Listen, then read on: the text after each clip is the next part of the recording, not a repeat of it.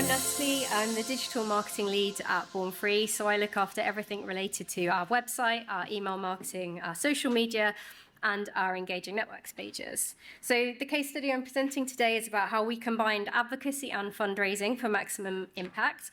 And because I work in the comms team, I sit across both of these. So it's been quite beneficial to us.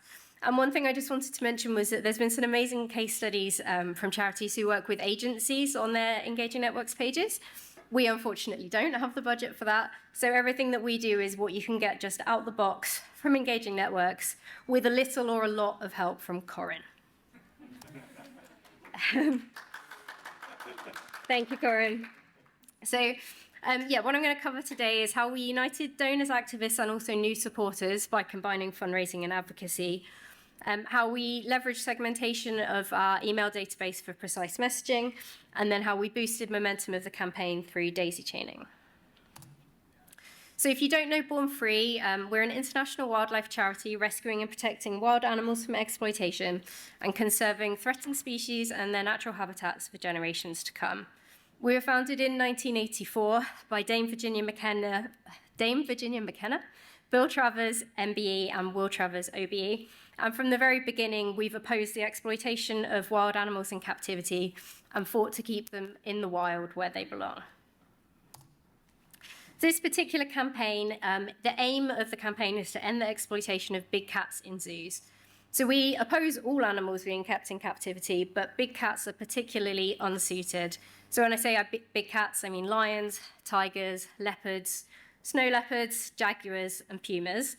The issues range from enclosure sizes, which are thousands of times smaller than their natural range, to health issues, often caused by inbreeding, and even the culling of cubs because they're deemed excess to requirements. So the specific objectives of the campaign was to pressurize the government to update zoo legislation, in particular calling for an end to the breeding of big cats in zoos, an end to the import of big cats to the UK, whether that be from the wild or from other zoos, and to improve the welfare conditions for the cats who are already here. And then we wanted to fundraise to support this campaign. So our targets were a minimum of 5,000 petition signatures and £20,000 raised in online revenue, which was part of our total fundraising target of £70,000. Our approach to the campaign was multifaceted, so we were promoting this in the media. We sent out a direct mail to our supporters. It was, of course, on our website, in our email marketing. We ran organic and a small amount of paid social, and we also had a live activation in Leicester Square. So hopefully the team at the back can play a little video for you now, just to see that live activation. We're launching our Clawing at the Cages report. It brings together and summarises information about the litany of issues facing big cats in zoos across Europe. And these include tiny enclosure sizes, abnormal stereotypical behaviours, but also conservation, health and genetic issues as well.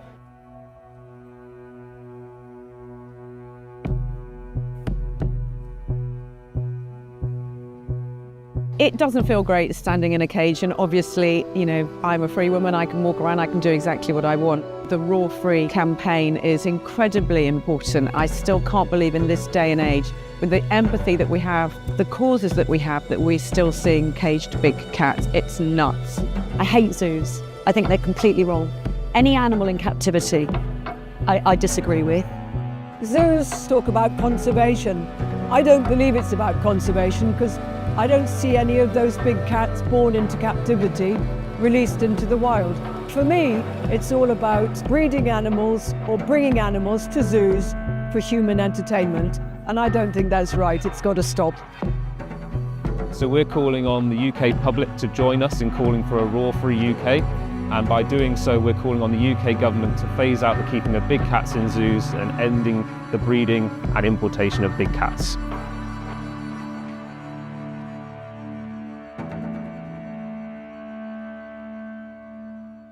So this is a little snapshot inside my mind. It's chaotic. But when we launched this campaign, I knew that it was going to be more complex than just one petition page and one donation page. We were going to have people coming from multiple touch points, whether that be our emails, our social, our direct mail, from seeing the activation. And I wanted to make sure that everyone had a seamless journey regardless of where they came from. So everything that's in white on this basically is a different touch point, and the rest is the journey I mapped to work out what pages we need. It looks complex, but actually the theory is very, very simple. So if someone signs our petition, we'll say thank you and ask them to donate. If they then donate, we'll say thank you and ask them to share. If they donate first, we'll then say thank you and ask them to sign the petition. They sign the petition, we say thank you, and we ask them to share. So our petition pages, we set up 2 versions of the petition. So the first is a very straightforward one, which I'll demo in a second, but it just asks for your personal details, it asks for your opt-ins, and then you sign. The second one, because it was going to be daisy-chained from our donation page, strips out all of those first questions about personal data and just goes straight to signing. So this is where tech might let me down, but let's see if we can flip. So here is our petition. So we sign our petition. It expands with more information. And then I'm just going to pop in my details. I'm going to opt into everything because that's what, of course, all of our supporters do. Yes, and then sign the petition. And then you see here we say, thank you, can you support our Big Cats campaign by giving a gift today? And then that will take you on to donate. Hopping back in here. Our donation pages, as you might expect, is basically the reverse. So we've got our standard donation page where people will fill in all of their details, choose their donation amount, opt in, and then we've got the daisy-chained one for people coming from the petition, so they've already done their details and their opt-in. The only difference is we actually had 4 versions of this page, which is largely due to our own complex website setup, but it just meant that if you were coming from email, you'd get something slightly different than if you were coming from the website. If you're a monthly donor, it's slightly different versions. But again, I'll just show you what that looks like in practice. So you choose your donation amount, pop in your details. Next. I'm going to pay with my fake card. We've got our gift aid and transaction fees to cover as well. This is the bit where the page always takes forever, so apologies for the awkward wait. So then we have thank you, and then just coming through to the petition, as I mentioned, it's just the details of the petition and sign the petition, so no personal details to capture. And with both of these, this is then replicated in the auto-response email that people get as well. So people get a thank you for signing the petition, and then we ask for them to donate. And it's all very linked up. So no matter where people are coming from, we're asking them to do both actions. For the launch, we wanted to segment our database and create what I'd call our advocacy audience and our donor audience. So our donor audience were the priority. So these are people who'd either donated before or had never done anything. So they're kind of dormant supporters. And then we had our people who carried out an advocacy action but had never donated. So for the advocacy audience, we sent them the petition first. For the fundraising audience, we sent them the donation page, but then we daisy-chained them through both, so they were being asked to do both. The follow-up 2 weeks later just reversed this. So if you were previously asked to donate, we asked you to sign the petition, and vice versa. But we also used conditional content to acknowledge what people had already done before. So if they'd already donated, we included a thank you for donating and asked, could you sign the petition or could you maybe donate again? As with all well-thought-out campaigns, there are always curveballs and other things that come along. In this case, there was actually one that worked in our favour. So there's a facility called South Lake Safari Zoo, which Born Free has investigated multiple times over a 10-year period. Through these investigations, we found horrendous animal welfare conditions for the animals at the zoo. There were 500 animals that died in a 3-year period. There was even a keeper who was mauled to death by a tiger. So as zoos go, it's bottom of the barrel. But in October last year, the BBC published their own investigation, and there was some really shocking imagery and footage of animals suffering and even dying at the zoo. So because this is something that we've been talking about for a while, our supporters were straight on it, and they wanted to know what they could do to help. So we very quickly put together another petition, which this time was to close South Lake Safari Zoo, but then daisy-chained it into our existing donation pages for the Clawing at the Cages campaign. And it actually worked really well, and we did then generate further donations through that campaign. Coming to the results, so our total online donations were just over £22,500, so that's 12.7% above our target of 20,000. And our petition participations were 8,622. That's just on the Raw Free UK petition, not the additional South Lakes one, which was 72% above target. Donations via a petition daisy chain, so people who signed the petition and then went on to donate immediately afterwards, was almost £2,500, and that's 10.95% of our total online donations. And then the petition signatures were 582, which is 6.75. So these are not like massive, huge numbers, but they're enough to show us that it does work, and that for the amount of effort involved of just setting up one more page on a daisy chain, it's really well worth doing. And the additional donations are what took us above our target, so it was well worth doing. And also just under half of those total donations via petition daisy chain came from the South Lakes, our second petition. So it showed that like responding to what's in the news agenda worked really well for us. The email, so we typically have an email open rate of around 35%, but it can drop for appeal emails. So to have 34.41% on our fundraising launch is not bad. But what's interesting is that almost 2/3 of people who donated then immediately signed the petition. And then with our advocacy launch, the open rate was much, much higher at 51.62%, which just shows the benefit that whether it's related to advocacy or an appeal or anything, just the benefit that segmenting can have in really boosting your open rate and making sure you're sending the right message to the right people. That first email generated 3,590 of the signatures and raised £419. So that's pretty much it. Just to say, like, that's obviously the marketing metrics.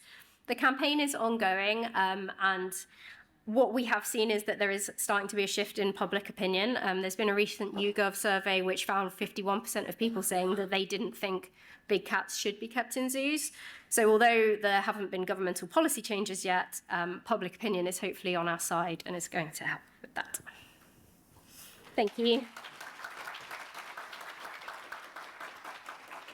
Brilliant, thank you, Natalie. We have just one question. Okay. Were your donations to this campaign restricted to big cat work?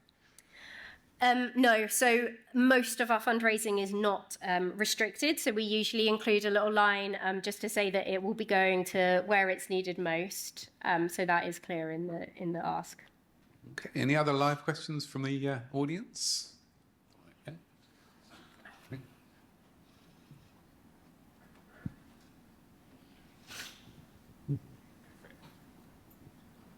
Hi, thanks for that. Is another kind of question related to the donation page. I noticed the amounts, I can't remember the exact one, I think it was 20, 40, 60 and other you had. Yeah. Were those amounts chosen deliberately? And because in places I've worked, we've found sometimes that completely randomized amounts actually can garner more donations.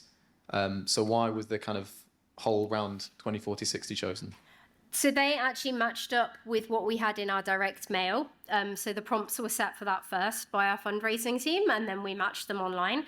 But it's something that we vary. So in our more recent fundraising campaign, we were actually using next suggested gift. So if you were coming from an email, I think we did the low prompt at equal to previous highest contribution, and then plus the percentage based on what donation bracket they were in. But yeah, typically I'd say we probably go a little lower than that for single donations. Like if you just go onto our /donate page of our website, they're a little bit lower. But then other times we do choose a random, like £21 will help pay for X, Y, Z. So I wouldn't say it's like strictly the same every time. Thank you. Thank you for the question. Keep them coming in. We have a few more on the app. Do you have any advice on how best to react quickly to the news agenda to mobilise? I know we touched on that this morning, but what's your insights into that? I think it's probably similar to what was said earlier, that a lot of it is about making sure you don't get caught up in too many layers of sign-off. So like from a comms perspective, everyone in the comms team is definitely very reactive, and we kind of have to just let other teams know that while it would be lovely to finesse every single word of a petition, actually sometimes it's just got to be as close to perfect as it can be, but to still get it out the door quick enough while it's still in the news agenda. So I think that that's a big part of it, but also just having flexibility. And I think one of the things I've mentioned just in conversation with other people is that because the way our organization is structured, everything, whether it be fundraising or campaigning, comes through our comms team, which means that we've got one person, which is me, that's kind of got oversight of the whole calendar. And therefore, I can rejig and juggle things to fit with the news agenda rather than being locked into like a rigid schedule of, oh, well, we can't put that petition out because we've got a fundraising email on Monday. So I think that if you don't have the same setup, then it's really important that the different teams are speaking to each other to be able to be reactive like that. Brilliant. We have a couple on daisy chaining. So have you applied the daisy chaining or marketing automation to other campaigns after you saw the early success? Yeah, we're starting to. So it's something where we started on all of our old petitions. I've started to add in a donation ask at the end, and we are doing it going forwards. But I don't have any other specific results or stats to speak to at the minute. Another one on daisy chaining. Do you typically always daisy chain like this, as opposed to petition with a thank you donation ask and running separate fundraising appeals? This is the first time we've done it like this. I probably should have said that right at the start. We've always run our advocacy and our fundraising campaigns separately. And it's really actually just having engaging networks that's even made it an option for us to do that, because I think it would be a lot more difficult if we were juggling all different platforms as we used to. It won't be done in every case to the same degree as it is now. But for example, we're running a campaign in July, which is sort of a bit of a follow on from this, which is about great apes in zoos. And although we're not running a focused fundraising campaign like with the DM as we did last time, the pages will have just a similar donation ask at the end, because it's almost like a no-brainer now. Like if we could make another, even if it's £1,000, like that's £1,000 we wouldn't have otherwise. So, what type of email journeys have you done for the people who took action or donated, apart from those two actions, while the campaign keeps going? So after we did that initial reverse-y, we then focused a lot more on the donation side. Our email journeys is actually a weakness, I'll say that really openly, and it's something that we need to do a lot more work on. So a lot of those people will have had a couple of things very specific to this campaign and then kind of just been in the big data bucket. So in terms of sort of things to do going forward and areas where we can improve, I think that's a big one. And there's stuff from the sessions yesterday here, which is actually really helpful for that and that we're going to do going forward. Were there any regular giving asks? Not explicitly. So if people come via our main website as opposed to via an email or social media, you can toggle between regular giving and one-off donations. And some people did give regular gifts, but we didn't explicitly ask for it. In our more recent campaign, which we ran in February, we did ask for regular gifts explicitly, and it was actually really successful. Rachel, do you have a number for me? Ballpark. I don't know. Maybe 400 regular gifts. So it's something which the focus of our fundraising is shifting a lot more towards regular giving. So we're incorporating that into appeals like this, and just based off the initial one we've run as our spring campaign here, we're seeing success from it. Excellent. You're getting a lot of love for the campaign. I'm so impressed by the number of signatures. What was the conversion rate versus the number of people that you emailed? Well, our email database is currently at around 108,000, so it will have been a bit less when we did this last year. So as a percentage of the whole email database, I guess it's about 5%. But then some of those were new to us as well, coming from our social and our paid social. Of our people who open emails, if we say that sits at around 35%, then that would be 20. No, that maths is beyond me. Somewhere between 15 and 20%. If anyone maths, then yeah. The math slide is always hard. Okay, I think that's the last question. So we'll wrap it there. A big round of applause for Natalie and all the data she shared. Thank you.